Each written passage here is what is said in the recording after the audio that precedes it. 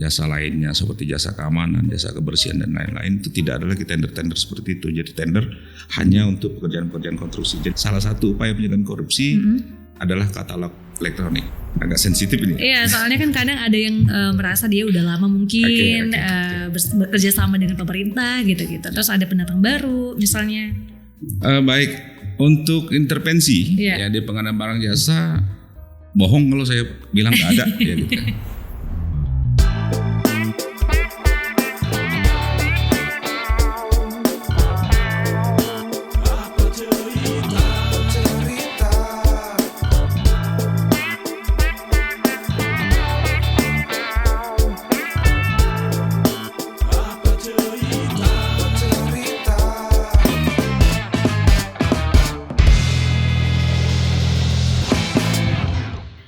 Yes, halo Sobat Podcast, gimana kabar Anda semua? Semoga dalam keadaan sehat dan juga semangat ya. Ketemu lagi bareng saya Gina Febriona di podcast Apa Cerita ya. Tentunya persembahan dari Dinas Komunikasi dan Informatika Provinsi Sumatera Utara. Kali ini apa ya yang akan kita ceritain? Karena yang sudah hadir seseorang yang sangat penting sekali dan sangat ganteng tentunya ya. Oke, sudah kedengaran suaranya ya. Kita akan bahas tentang e-katalog lokal Provinsi Sumatera Utara. Mungkin teman-teman juga ingin tahu ya tentang e-katalog ini. Langsung aja saya perkenalkan, ini dia Kepala Biro Pengadaan Barang dan Jasa Provinsi Sumatera Utara, yaitu Bapak Mulyono STMSI.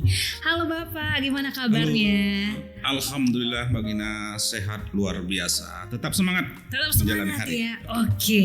Gimana Pak, kerjaan padat ya? Lumayan ya. Tapi terima kasih loh sudah menyempatkan waktu untuk hadir bersama kita ya. Untuk podcast Kominfo selalu tersedia. Oke Pak, ini akan ada banyak pertanyaan sebenarnya ya Pak ya, karena mungkin kita banyak yang belum paham juga atas perubahan yang terjadi ya, ataupun gimana sih cara mengaksesnya supaya lebih mudah ya, karena katanya juga banyak keuntungan dari e-katalog ini. Mungkin kita ingin berkenal lebih dekat dulu sama Biro Pengadaan Barang dan Jasa ya. Sebenarnya apa sih Pak tugas-tugasnya? Oke, baik, terima kasih Mbak Gina dan pemirsa sekalian. Sebelum kita cerita nih ya mengenai tugas-tugas Biro Pengadaan Barang Jasa, saya pengen cerita sedikit sejarah singkat. Boleh. Jadi Biro Pengadaan Barang Jasa itu sebetulnya baru terbentuk ya di tahun 2020 dengan Peraturan Gubernur Nomor 29 tahun 2020 tentang tugas, fungsi, uraian tugas dan tata kerja setiap daerah Provinsi Sumatera Utara. Nah, sebelumnya urusan pengadaan barang jasa itu berada di dalam salah satu bagian pada Biro Administrasi Pembangunan. Ya. Jadi dengan Pergub 29 tadi dibentuklah Biro Pengadaan Barang Jasa sebagai amanah juga dari Permendagri nomor 114 tahun 2018. Nah, mulai aktifnya itu ketika kami dilantik sebagai Kepala Biro di 18 Februari 2021. Jadi kebetulan saya Kepala Biro pertama nih Mbak Gina. Kepala Biro Barang Jasa pertama di Provinsi Sumatera Utara. Mudah-mudahan bisa tercatat di dalam sejarah. Gitu. Amin. Kemudian berbicara mengenai apa sih tugasnya. Gitu. Biro Pengadaan Barang Jasa itu menjalankan fungsi penunjangnya untuk seluruh OPD di dalam melakukan kegiatan pembinaan barang jasa. Jadi secara umum tugas kami itu adalah melakukan pembinaan pengadaan barang jasa baik OPD yang ada di Provinsi Sumatera Utara maupun kabupaten kota seprovinsi Sumatera Utara. Jadi di dalam rangkaian pembinaan itu pertama kami mempunyai tugas untuk melaksanakan proses pemilihan penyedia barang jasa. Mungkin kalau masyarakat atau publik yang tahu proses tender. Iya benar. Proses tender itu dilaksanakan oleh Jabatan Fungsional Pengelola Pengadaan Barang Jasa yang ada di Biro Pengadaan Barang Jasa. Kemudian tugas lainnya itu pengembangan sistem elektronik, termasuk pelayanan sistem pengadaan secara elektronik untuk melayani penyedia, melayani pengguna, kemudian melayani proses tender secara elektronik. Kemudian bidang tugas yang berikutnya adalah pembinaan SDM dan kelembagaan. Jadi bagaimana kelembagaan Biro Pengadaan Barang Jasa, kalau di kabupaten kota itu namanya bagian pengadaan barang jasa, yang secara ex officio ini masing-masing berfungsi sebagai unit kerja pengadaan barang jasa pemerintah atau KPBJ. Nah itu yang secara umum tugas kami seperti itu, Mbak Gina. Wah, luar biasa nih Pak. Secara khusus sebenarnya memudahkan kita semua ya, para vendor-vendor tentunya ya. Tapi sebelum itu Pak, ini kan baru tahun 2020 Pak. Untuk personilnya sendiri gimana? Apakah sudah cukup rampung ya dalam melakukan pengadaan barang dan juga jasa? Oke. Berbicara tentang personil, saya ingin menyampaikan bahwa hampir semua UKPBJ di provinsi maupun di kabupaten kota, kalau saya katakan kurang dari sisi personil ya, kurang dalam sisi kuantitas ya, jumlah. Saya ingin bicara bahwa struktur organisasi kami, Biro Pengadaan Barang Jasa dikepalai oleh seorang kepala biro. Kemudian dengan adanya penyetaraan jabatan struktural kemarin, sekarang mempunyai 1 orang jabatan eselon 3, itu kepala bagian pengelolaan pengadaan barang jasa, dan 1 orang eselon 4 untuk jabatan kasubag pembinaan SDM. Selain itu adalah jabatan-jabatan fungsional. Fungsionalnya adalah fungsional pengelola pengadaan barang dan jasa. Nah, dari rekomendasi Lembaga Kebijakan Pengadaan Barang Jasa Pemerintah atau LKPP, jadi LKPP ini adalah instansi pembina di pusat yang melakukan pembinaan pengadaan barang jasa ini di LKPP. Rekomendasi LKPP kita itu mestinya punya jabatan fungsional PPBJ, ya istilahkan PPBJ itu sebanyak 63 orang. 63 orang, tetapi sampai saat ini kita baru punya 29 orang. Wah, ya, cukup jauh sebenarnya Pak. Bahkan beberapa kabupaten kota ada yang belum punya sama sekali. Nah, yang ingin saya sampaikan di sini, Peraturan Presiden Nomor 16 2018 tentang pengadaan barang jasa pemerintah, itu kalau kami istilahkan kitabnya kami, ya, kitabnya pengadaan barang jasa itu Perpres yang dirubah dengan Perpres 12 tahun 2021, menyatakan bahwa nanti awal Januari 2024 proses tender itu harus dilakukan oleh jabatan fungsional PPBJ tadi. Bisa kita bayangkan kalau nanti tidak tersedia itu, berarti kabupaten kota yang tidak tersedia itu harus numpang tendernya di tempat lain. Mungkin termasuk di provinsi. Nah, dengan sumber daya yang ada ini, ya kami tentu tidak jadi berkecil hati ya. Apapun tugas yang diberikan harus kami laksanakan. Jadi kami berkomitmen ya semua di Biro Pengadaan Barang Jasa untuk bekerja hebat, kalau kami istilahkan Mbak Gina. Hebat itu harus efektif dan efisien, kemudian B-nya bersaing, A-nya itu adil dan akuntabel, T-nya itu transparan dan terbuka. Jadi kami punya tagline pengadaan hebat, sumut, bermartabat gitu. Nah, dengan keterbatasan ini kami bekerja tanpa batas ruang dan waktu. Karena kebetulan memang untuk proses tender kan sudah 100% dilaksanakan secara elektronik, sehingga dimanapun berada, kapanpun dia bisa langsung kerja gitu.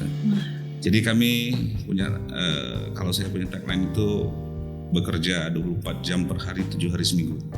Serius Pak? Walaupun tidak seperti itu juga. Istilahnya kami harus bekerja keras karena proses tender kan tentu hasilnya ditunggu oleh OPD. Jadi kami proses tender, memilih penyedia barang jasa, setelah dapat kami sampaikan ke OPD, ini pemenangnya kan gitu. Wah, luar biasa nih. Seperti itu kurang lebih. Luar biasa Pak Mulyono dan juga teman-teman personil lain ya. Dan tapi kalau kondisi pengadaan barang dan juga jasa di Provinsi Sumatera Utara ini gimana Bapak? Karena kan ada beberapa penilaian ya, dari pemerintah pusat termasuk dari KPK juga. Kemudian juga dalam memberantas ataupun mencegah korupsi seperti Monitoring Center for Prevention dan juga Strategi Nasional Pencegahan Korupsi ataupun Stranas PK. Ini gimana Pak? Oke. Jadi di dalam pengadaan barang jasa itu sebetulnya ada penilaian. Ya, ada penilaian yang dilakukan oleh Menpan RB yang datanya dari LKPP, itu dinamakan Indeks Tata Kelola Pengadaan Barang Jasa. Atau ITKP. Ya, kalau kami istilahkan ITKP, Indeks Tata Kelola Pengadaan Barang Jasa. Nah, nilai indeks tata kelola pengadaan barang jasa ini merupakan salah satu tolak ukur juga untuk diberikannya reward berupa dana insentif daerah atau DIT gitu. Untuk daerah-daerah yang mempunyai ITKP bernilai C+, istilah C+, kemudian baik, itu yang bisa mendapatkan dana DED. Kalau di bawah C+ atau C- sampai D itu tidak mendapatkan ITKP. Nah, alhamdulillah di 2020 kita C- nih, jadi kita nggak dapat. Tapi di 2021 alhamdulillah kita bisa kejar naik menjadi bernilai baik, sehingga kita mendapatkan dana DED. Jadi di dana DED unsur-unsur penilaiannya kan termasuk diantaranya itu bagaimana APBD itu ditetapkan tepat waktu, kemudian bagaimana pengelolaan keuangan penyusunan anggaran itu sudah menggunakan aplikasi, sehingga kemudian bagaimana salah satunya PBIJ tadi, karena ITKP-nya bernilai baik. Nah, itu penilaian pertama. Yeah. Jadi di ITKP itu yang dinilai bagaimana rencana umum pengadaan yang ada di APBD itu diumumkan di awal tahun. Lebih bagus kalau sebelum tahun anggaran berjalan. Misalnya di 2021 kita sudah harus umumkan di Desember bagaimana apa saja sih pengadaan barang jasa kita untuk di 2022, dengan harapan vendor-vendor penyedia sudah bisa melihat nih, saya mau ikut apa nih berpartisipasi di pengadaan barang jasa sumut. Nah, sirup itu dinilai ketepatan waktunya, ketepatan dari sisi kontennya, isinya. Oke. Kemudian berikutnya bagaimana pelaksanaan e-tendering, ya, tender secara elektronik. Apakah sudah dilaksanakan 100%? Apakah semuanya sudah menggunakan aplikasi sistem pengadaan secara elektronik atau SPSE yang dikelola oleh LKPP? Mulai dari proses tendernya, tanda tangan kontraknya, kemudian serah terima barangnya, gitu. Itu semua dinilai. Kemudian termasuk juga yang non tendering. Kalau yang non tendering itu, kalau untuk yang pengadaan langsung mungkin boleh saya singkat di sini, pekerjaan-pekerjaan yang di bawah 200 juta rupiah, kita menggunakan metode pengadaan langsung. Nah, itu juga dilaksanakan menggunakan aplikasi itu, sehingga dia tercatat dan terlaporkan ke sistem yang dimonitoring oleh pusat. Kemudian bagaimana e-purchasing, ini nanti kita masuk nih, bagaimana e-purchasing. E-purchasing itu ada dua nih sekarang. E-purchasing itu adalah pengadaan yang dilaksanakan melalui katalog elektronik, baik nasional, sektoral maupun lokal. Ya, lokal provinsi Sumut, kalau kabupaten kota lokal kabupaten kota. Dan kemudian berikutnya toko daring. Toko daring mungkin ya pemirsa sudah sangat memahami toko daring seperti apa. Shopee, Bella Pengadaan, Empis dan lain-lain itu toko daring. Jadi itu dinilai e-purchasing. Kemudian penilaian berikutnya ketersediaan SDM seperti yang kami sampaikan tadi. Semua kabupaten kota termasuk provinsi itu sudah ada rekomendasi dari LKPP. Dari jumlah tender kalian, dari jumlah paket-paket pekerjaan kalian tuh harusnya mempunyai jabatan fungsional yang tingkatan pertama itu sekian, muda itu sekian, madya itu sekian. Nah, ini terpenuhi atau enggak? Kalau itu terpenuhi, nilai kita tinggi. Kalau itu tidak terpenuhi, nilai kita rendah. Jadi itu penilaian-penilaian di ITKP. Kemudian selanjutnya KPK tadi seperti yang Mbak Nina sampaikan, ada MCP ya. MCP ini Monitoring Center of Preventive, artinya ada tindakan-tindakan pencegahan terhadap tindak pidana korupsi. Jadi alhamdulillah untuk penilaian kita yang tahun lalu itu MCP ini ada banyak yang dinilai ya. Ada 8 area perubahan istilahnya. Jadi MCP ini mengawal bagaimana kita berubah dari tentu saja yang dari tidak baik menjadi baik. Dari baik menjadi tidak baik berubah juga sebetulnya, tapi bukan itu yang kita harapkan. Jadi berubah dari tidak baik menjadi baik. Ada 8 area perubahan. Salah satunya itu adalah mengenai pengadaan barang jasa pemerintah. Jadi alhamdulillah dari skala 100 Sumatera Utara itu MCP-nya tahun kemarin itu nilai 92. Ya, nilainya 92. Berarti bagus. Bapak. Dan dari 92 itu khusus PBJ sendiri nilai kita 98. Dan nilai kita 98, hanya kurang 2 poin lagi yang insya Allah tahun ini bisa kita penuhi. Mudah-mudahan ya Pak ya. Itu MCP. Kemudian selain MCP ada Strategi Nasional Pencegahan Korupsi atau Stranas PK. Ini juga dari Komisi Pemberantasan Korupsi bersama Menteri Dalam Negeri. Di situ ada 3 item penilaian. Yang pertama itu bagaimana e-purchasing atau e-katalog lokal. Juga bagaimana toko daring bisa berjalan. Kemudian bagaimana kartu kredit pemerintah. Nah, kartu kredit pemerintah ini bisa dijalankan di pemerintah daerah. Nah, khusus Sumatera Utara, Stranas PK kita sampai posisi kemarin saya lihat di aplikasi itu nilainya 82,5. Yes. 82,5.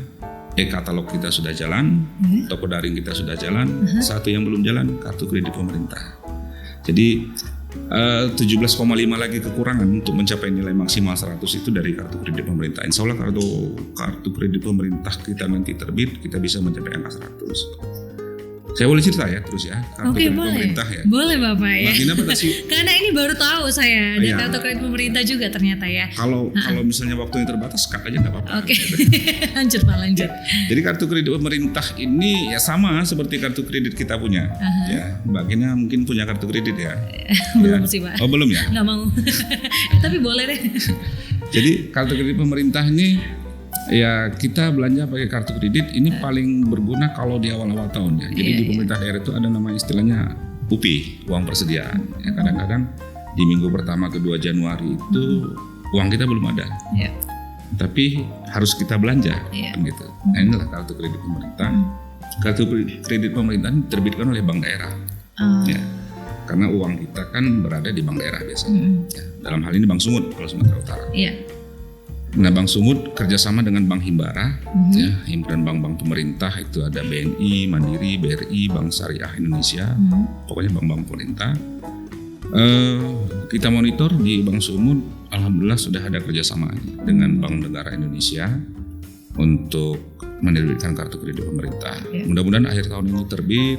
Setelah terbit itu mudah-mudahan penilaian kita bisa mencapai angka maksimal di Stranas PK. Bagus dong Pak berarti ya. Kurang lebih seperti itu. Tadi Bapak juga sebutkan sebelumnya ada e-katalog, kemudian ada e-purchasing ya. Tapi kita bicara e-katalog dulu ya. Ini sesuatu yang sangat digaung-gaungkan sekarang ya. Ya, gimana sih sebenarnya apa sih e-katalog ini, katalog elektronik ini, kemudian apa sih perbedaannya dengan tender dan juga Bapak bilang tadi sebelumnya penyediaan langsung? Seperti apa? Pengadaan langsung maksud saya. Ya. Baik, gini Mbak Gina. Jadi dalam setiap rakor, Bapak Presiden, kemudian Pak Gubernur kebanggaan kita Pak Edi Rahmayadi juga menyampaikan bagaimana di dalam pengadaan barang jasa pemerintah itu produk-produk dalam negeri ini bisa bersaing, bisa eksis lah kalau bahasa kita ya, bisa eksis. Kemudian bagaimana juga usaha mikro kecil menengah dan koperasi UMK KOP bisa ikut berpartisipasi di pengadaan barang jasa pemerintah. Kemudian bagaimana penyerapan anggaran bisa lebih cepat gitu kan. Ya kadang-kadang ya mungkin pemirsa maklum nih, kadang-kadang di pemerintah daerah ini bulan 6, bulan 7 baru mulai kerja gitu. Kenapa begitu? Karena didahului oleh proses tender yang memakan waktu sampai 1 bulan, 2 bulan dan seterusnya. Nah, menjawab tantangan Pak Presiden, LKPP selaku pembina pengadaan barang jasa ini menggalakkan katalog lokal. Jadi katalog lokal ini sebetulnya sudah ada, mulai dari dulu sebelum Perpres 16 2018 itu Peraturan Presiden nomor 54 tahun 2010 dengan 7 kali perubahannya. Nah di Perpres 54 itu sebetulnya sudah diatur juga katalog lokal. Tetapi dulu persyaratannya katalog lokal itu harus dikelola oleh UKBBJ level 3 gitu ya. Nah alhamdulillah Provinsi Sumatera Utara sebetulnya UKBBJ kita level kematangan istilahnya itu sudah mencapai level 3 ya. Dari 5 level kematangan ya kita udah level 3. Kalau provinsi kalau nggak salah baru ada 12 provinsi di Indonesia mencapai level 3. Nah hanya UKBBJ level 3 yang bisa mengelola katalog elektronik lokal. Nah dengan arahan keluhan Bapak Presiden tadi, LKPP membuat kebijakan baru. Semua UKBPJ bisa buat katalog lokal. Ya, semua UKBPJ bisa buat katalog lokal untuk menjawab tantangan Pak Presiden. Ya, penyerapan anggaran dan lain sebagainya. Gitu. Jadi katalog lokal itu ibaratnya secara sederhana, yang saya sampaikan, kami selaku pengelola ini menyiapkan pasar, ya, menyiapkan pasar. Ada kios-kiosnya nih, ya, ada kelompok-kelompoknya. Mungkin kalau pasar itu lantai 7, lantai pertama nih khusus jual ATK. Lantai kedua khusus jual makan minum, lantai 3 dan seterusnya. Itu kami namakan etalase, ya etalase katalog lokal. Nah di setiap lantai atau setiap etalase inilah penyedia barang jasa, vendor, termasuk UMKM bisa ikut bergabung jualan. Oke. Di katalog lokal Provinsi Sumatera Utara. Yes. Di mana tuh Pak bisa diakses? Oke. Jadi katalog lokal ini merupakan sistem yang dibangun dari LKPP sebetulnya. Jadi daerah-daerah, provinsi, kabupaten kota tinggal pakai sebetulnya. Gitu. Hanya saja untuk katalog lokal itu dikelola oleh KPBJ masing-masing. Kalau katalog nasional itu dikelola oleh LKPP, katalog sektoral dikelola oleh kementerian lembaga, katalog elektronik lokal itu dikelola oleh pemerintah daerah, provinsi maupun kabupaten kota. Nah itu bisa diakses di katalog.lkpp.go.id. Jadi silakan ya pemirsa yang mau lihat-lihat yes, akses di katalog.lkpp.go.id. Silakan searching di situ ya. Kalau mau lihat Sumatera Utara silakan cari Sumatera Utara. Mau lihat Jawa Barat silakan cari Jawa Barat. Mau lihat daerah-daerah lainnya se-Indonesia bisa kita cari di situ. Gitu. Lengkap dan juga banyak manfaatnya ternyata ya Pak ya. Sangat banyak. Saya menargetkan. Jadi kalau saat ini kita sudah punya 32 etalase. 32 etalase, produk yang tayang itu sudah 5.000 sampai tadi pagi ya. Sampai tadi pagi itu 5.542 produk. Alhamdulillah ini untuk jumlah produk tayang kita menempati urutan 4 kalau nggak salah secara nasional di bawah DKI Jakarta, Jawa Barat dan Jawa Timur. Artinya di luar Sumatera kita urutan pertama kan gitu. 32 etalase dan 260 lebih penyedia yang sudah ikut bergabung. Ya. Tetap terbuka kesempatan, jadi pendaftaran untuk ikut bergabung itu tanpa batas waktu. Sampai kapan dan gimana nih caranya Pak? Iya, jadi tanpa batas waktu, kapanpun penyedia mau daftar silakan. Ya, tinggal penyedia harus, yang jelas penyedia harus punya akun. Ya, penyedia harus punya akun. Bagaimana mendapatkan akunnya? Dia harus daftar ke LPSE yang terdekat ke LPSE Provinsi Sumatera Utara. Kalau dia punya akun LPSE Kabupaten Humbang Hasundutan misalnya bisa. Pokoknya dia punya akun LPSE. Dengan akun LPSE itu mereka bisa daftar di katalog lokal. Silakan dia lihat, saya mau jualan apa nih di sini. Mau jualan ini silakan lihat persyaratannya. Saya cukup nggak ngikuti persyaratan ini. Setelah cukup, dia daftar, dia jualan. Ya seperti toko daring, ya dia foto produknya, spesifikasinya seperti apa, kemudian dia tayangkan. Target kami di 2023 itu saya tidak lagi tenderkan untuk pekerjaan-pekerjaan yang barang, kemudian jasa lainnya seperti jasa keamanan, jasa kebersihan dan lain-lain, itu tidak ada lagi tender-tender seperti itu. Jadi tender hanya untuk pekerjaan-pekerjaan konstruksi. Jadi di katalog itu ada apanya ya? Ada persyaratan barangnya. Yang pertama dia merupakan kebutuhan OPD yang berulang. Seperti ATK, makan minum itu kan berulang ya, setiap tahun. Kemudian dia dapat distandarkan. Ya, dapat distandarkan. Jadi ya kalau ATK kan jelas nih standarnya. Makan minum jelas standarnya. Kalau makan pakai lauk satu macam berapa harganya. Itu distandarkan. Jadi sepanjang dia memenuhi ketentuan itu, kami dorong itu masuk ke katalog lokal. Ya, gitu. Ya.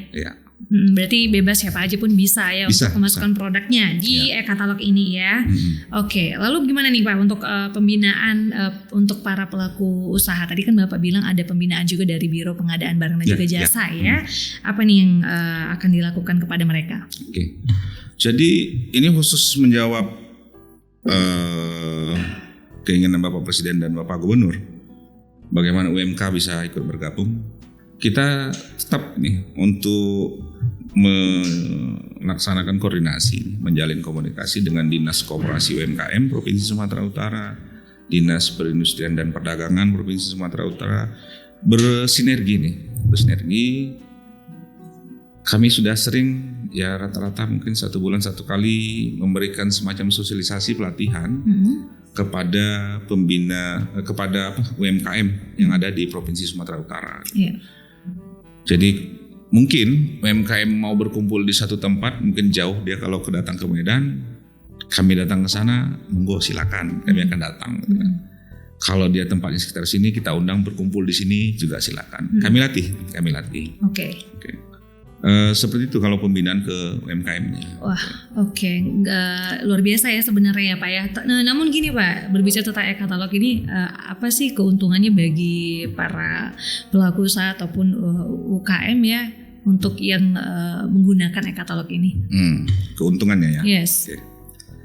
Pertama, dengan e-katalog lokal kita tidak lagi mengikuti proses tender. Ya, proses tender itu kan waktunya relatif lama. Jadi keuntungan dari sisi OPD dulu ya, saya sampaikan ya. Sisi OPD dia lebih cepat untuk memilih penyedia barang jasa. Informasi tambahan juga nih Mbak Gina. Tadi saya sudah sampaikan kan e-katalog lokal itu sebetulnya dari Perpres 54 2010 sudah ada. Kemudian di Perpres 19 juga sudah ada pasal 38 ayat 1. Sebetulnya e-purchasing itu adalah pilihan utama, tetapi memang secara eksplisit belum dinyatakan itu wajib. Yang kami dengar sekarang sedang digodok nih perubahan kedua Perpres 16. Salah satu poin perubahannya adalah memasukkan kewajiban penggunaan katalog elektronik baik nasional, sektoral maupun lokal di dalam proses pemilihan penyedia barang jasa. Kita juga sudah siapkan sebelum Perpres itu Peraturan Gubernur Sumatera Utara, draftnya sekarang sudah berada di Mendagri untuk dievaluasi, yang intinya adalah mewajibkan OPD untuk belanja pengadaan barang jasa melalui katalog lokal Provinsi Sumatera Utara sepanjang produknya ada di katalog lokal. Jadi itu OPD bisa lebih cepat belanja. Nah dari sisi penyedia, mereka tidak lagi perlu ikut-ikut tender. Kalau ikut tender mungkin mereka harus memenuhi persyaratan ini. Banyak stepnya ya Pak ya. Oke. Kalau di sini ya seperti tadi saya sampaikan, seperti kita jualan di pasar, harganya mereka yang tentukan, gitu. Berapa harganya mereka yang tentukan, dan UKM ini persaingan menjadi lebih sehat gitu ya, lebih sehat dan terbuka, transparan, berapa harganya, seperti apa barangnya, ya seperti itu. Lebih simpel ya Pak ya. Namun gimana nih kondisi ketersediaan barang dan juga jasa di e-katalog lokal Provinsi Sumatera Utara? Apakah sudah cukup tersedia semua gitu Pak? Apakah sudah memenuhi belanja pemerintah daerah di Sumatera Utara? Ya. Jadi sekali lagi menjawab dorongan arahan Bapak Presiden, Bapak Gubernur dan LKPP, kan kita disuruh belanja nih OPD di katalog lokal Provinsi Sumatera Utara. Kalau OPD mau belanja barangnya nggak ada, ya gimana mau belanja? Nah, itu menjadi bagian tugas kami sebagai pengelola katalog elektronik lokal untuk menyediakan kebutuhan OPD. Jadi kami sudah nyampaikan surat nih ke OPD-OPD, silakan apa kebutuhan barang-barang kalian. Mereka sampaikan surat, kemudian kita telaah, saya terbitkan surat keputusan pengenalan produk, kemudian kita buka etalasenya. Setelah buka etalase, penyedia bisa mendaftar, kan gitu. Nah, untuk sampai dengan saat ini, seperti tadi sudah kami sampaikan, 32 etalase itu paling tidak 90% kebutuhan OPD sepertinya sudah terpenuhi. Oke Pak, luar biasa. Nah, terus kita juga mengajak juga, ini tetap mengajak penyedia barang jasa yang mampu, silakan ikut bergabung supaya OPD bisa belanja di situ. Dan satu catatan lagi, Komisi Pemberantasan Korupsi itu sudah menerbitkan surat edaran sebetulnya. Kurang lebih di bulan Juni yang lalu ya, surat edaran nomor 14 tahun 2022. Pencegahan tindak pidana korupsi melalui implementasi katalog elektronik.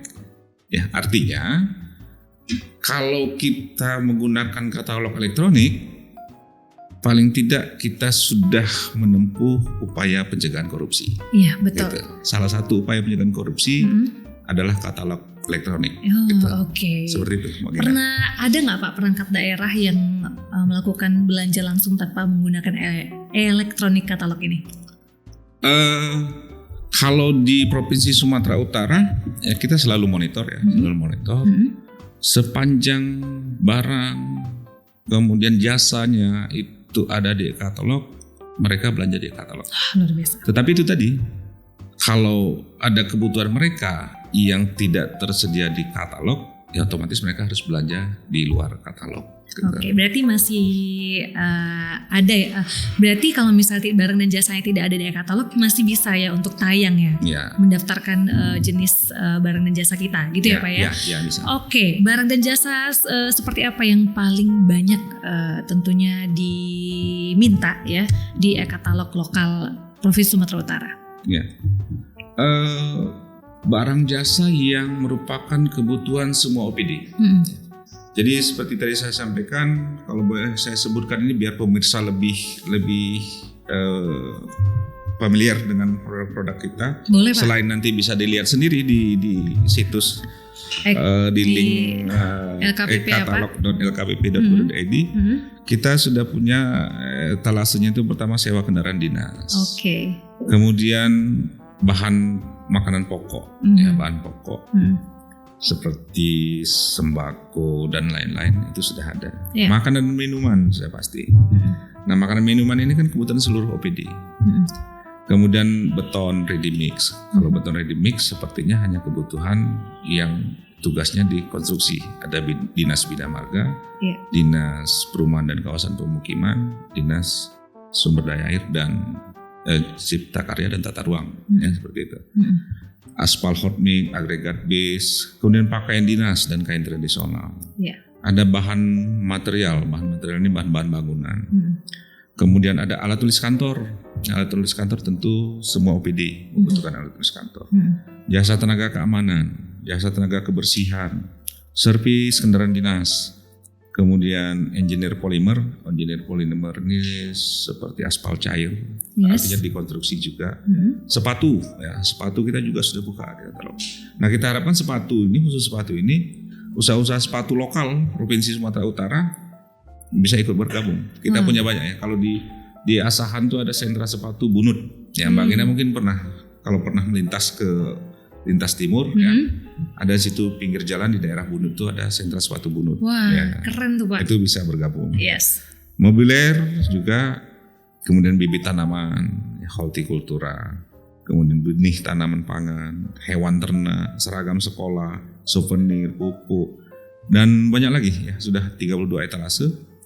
Ya, target saya sampai dengan akhir Desember paling tidak ada 40 etalase yang tayang di katalog lokal Provinsi Sumatera Utara sehingga bisa memenuhi kebutuhan seluruh OPD di Provinsi Sumatera Utara.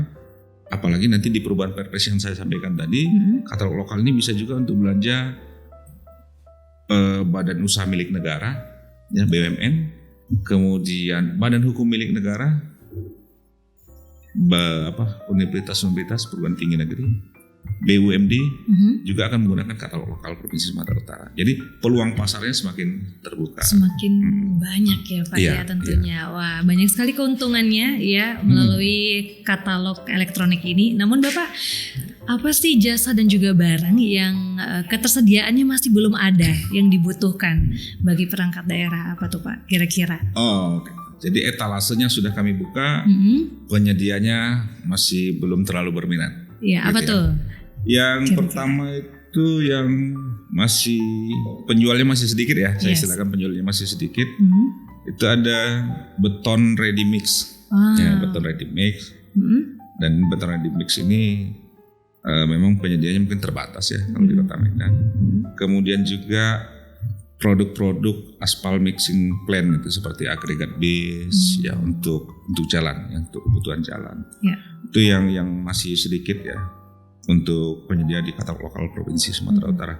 Jadi silakan pemirsa yang kebetulan bergerak di bidang usaha ini untuk ikut mendaftar di katalog lokal Provinsi Sumatera Utara.